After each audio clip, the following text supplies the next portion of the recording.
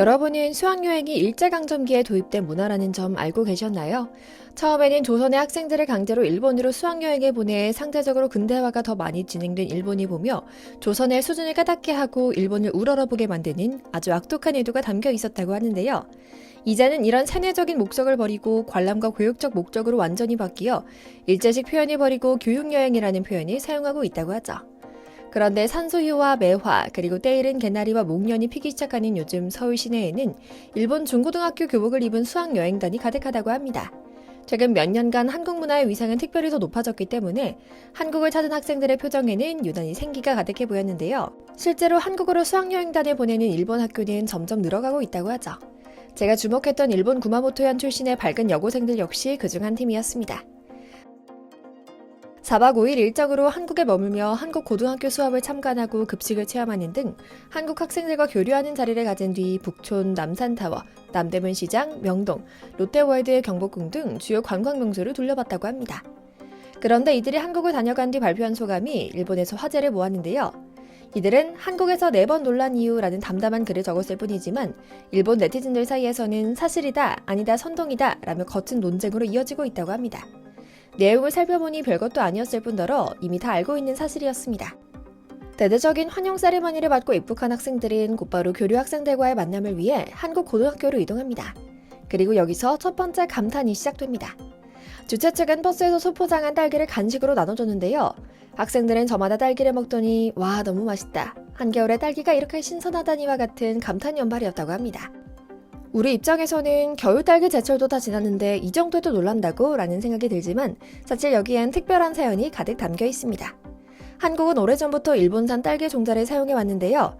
자연스레 한국 딸기가 많이 팔릴수록 더 많은 로열티를 일본에 지불해야만 했던 겁니다. 그러나 이제 한국은 자체 품종 수십 가지를 개발하는 데 성공해 동남아는 물론이고 멀리 중동 왕실에는 아예 전용기까지 띄워 직수출할 정도로 세계적인 딸기 강국으로 자리 잡았습니다. 작년에는 우리 기술로 자체 개발한 국산 품종 금실이 미국으로 종묘 수출 계약을 체결하기도 했는데요.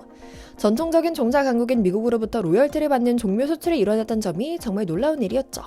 이제는 로열티를 지불하는 상황에서 벗어난 것은 물론이고 전 세계로의 수출길을 크게 열어 일본산 딸기를 밀어낸 것이죠. 실제로 일본은 한국산 딸기에 밀려 매년 약 411억 원가량 손해를 보고 있는 것으로 추산한다고 합니다. 이러한 이유로 역시나 일본은 이런 우리 딸기의 흥행을 시기하고 폄하하기 바쁩니다.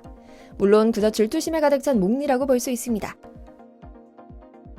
딸기로 유명한 충남 논산에서 국산 품종 서량을 개발한 데 이어 49종이 넘는 자체 품종을 개발해 명실상부 딸기 강국으로 거듭난 한국은 다른 것도 아니라 맛과 단단하면서도 부드러운 특유의 품질로 전 세계에서 인정받고 있으니까요.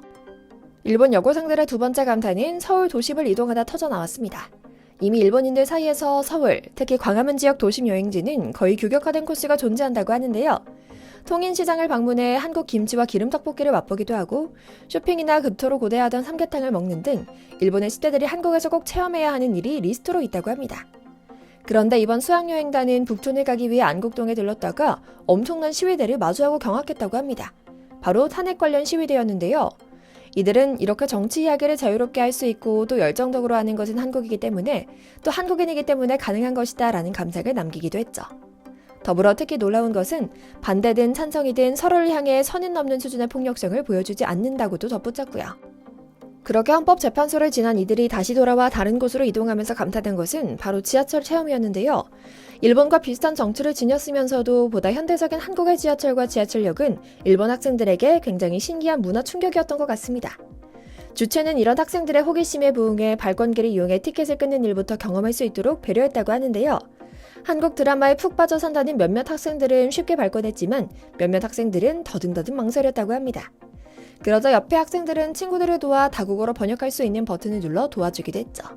실제로 이렇게 한국의 지하철 시스템에 깜짝 놀라는 일본인들이 상당수 있다고 합니다. 여전히 구시대적인 시스템을 고수하며 불필요하게 과한 유니폼, 종이 티켓 시스템이 가득한 데다 툭하면 일어나는 인명사고 때문에 일본인들 사이에서 지하철은 지치고 힘든 삶을 상징하는 교통수단 중 하나거든요. 반면 한국의 지하철은 일본과 비교할 수 없을 정도로 편리한 데다 환승 시스템 덕분에 저렴하게 이용할 수 있기 때문에 단순히 가성비를 넘어 믿기지 않을 정도로 훌륭하고 저렴한 시스템이라 감탄한다고 합니다. 일본과 달리 한국은 전면 공공 서비스로 제공하기 때문에 일본과 비교할 수 없을 정도로 저렴한 비용을 자랑하고 있기도 하죠. 뿐만 아니라 기분 좋고 즐거운 멜로디가 가득한 곳이라는 감상평도 눈에 띄었습니다. 아무리 K-팝, K-뷰티, K-드라마가 유행하는 시대에 살고 있다곤 하지만 우리의 지하철역까지 사랑해줄지는 몰랐는데요. 심지어는 지하철 음악에 맞춰 춤을 추고 그 모습을 영상에 찍어 SNS에 올려서 화제의 인물로 떠오르기도 했죠. 국악이 흘러나오기도 하고 차인벨이 흘러나오기도 하지만 기본적으로 밝고 희망찬 음악이라는 점이 감동적이라고 하는데요. 이쯤 되니 일본은 대체 어떻길래 감동적이라고까지 말하나 싶어서 찾아보니 정말 그렇긴 했습니다. 한번 들어보시죠. 列車が近づきます。ご注意ください。列車が近づきます。ご注意ください。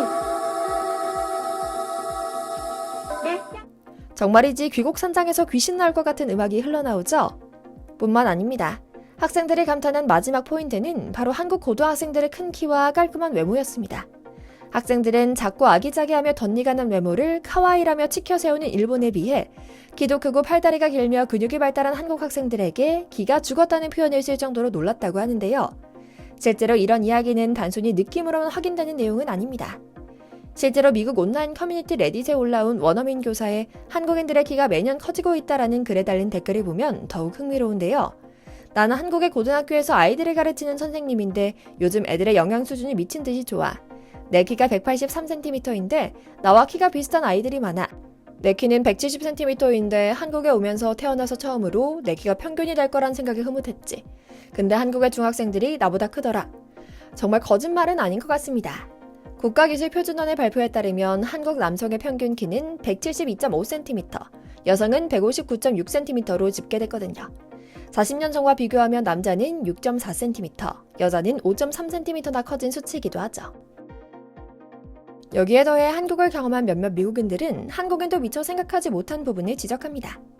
군사 관련 자료에 따르면 2005년 이후 출생한 사람들은 한국이 일본보다 5cm 정도 더 크다 하더군. 일본은 최근 20년 동안의 경제 불황, 저임금, 영양 부족 때문에 부모 세대보다 신장이 작아지고 있는 것 같아 등의 댓글이 달렸는데요. 실제로 한국인들의 평균 키는 꾸준히 증가하고 있지만 일본인들은 오히려 작아지는 현상이 나타나고 있다고 합니다. 체형 변화도 관찰됩니다. 요즘 한국의 10대 청소년들을 보면 체형이나 발육이 남다르다는 생각을 하게 되는데요. 다리가 유난히 긴 롱다리 체형이 증가했다는 조사 결과를 보면 고개를 끄덕이게 되죠. 경제 사정이 좋아지면 영양과 위생 상황도 좋아지기 때문에 평균 신장이 늘어나는 건 당연한 일입니다. 그러나 일본은 모든 면에서 뒷걸음질 치는 모양새죠. 물론 딸기, 탄핵, 시위대, 지하철 발육 상태는 어떻게 보면 별것 아닌 것들일 수 있습니다. 그러나 이런 것들은 수면 아래에 엄청나게 많은 문제들이 얽혀 있다가 조금씩 발현되는 문제들의 일부인 겁니다. 우리는 때때로 한국의 역동성과 빠르게 바뀌는 모습을 냄비 같다며 폄훼해왔습니다. 그러나 우리가 우리 스스로를 무시하고 내리깔아볼 필요가 있을까요? 냉정하게 이야기해서 한국만큼 아무것도 남지 않은 상황에서 이렇게 멋지고 당당하게 일어선 국가가 전 세계에 하나라도 있을까요? 사람 하나밖에 없는 자원을 민족의 동량지대로 키워낸 멋진 조국이 또 어디 있을까요?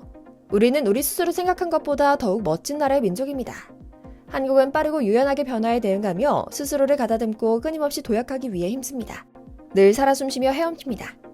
우리 한국의 이런 멋진 기상의 경의를 표하며 또 선배들의 희생에 감사함을 전하며 오늘 영상 마치겠습니다. 저희 광화문 브리핑 채널 구독, 좋아요도 부탁드리고요. 시청해주셔서 감사합니다.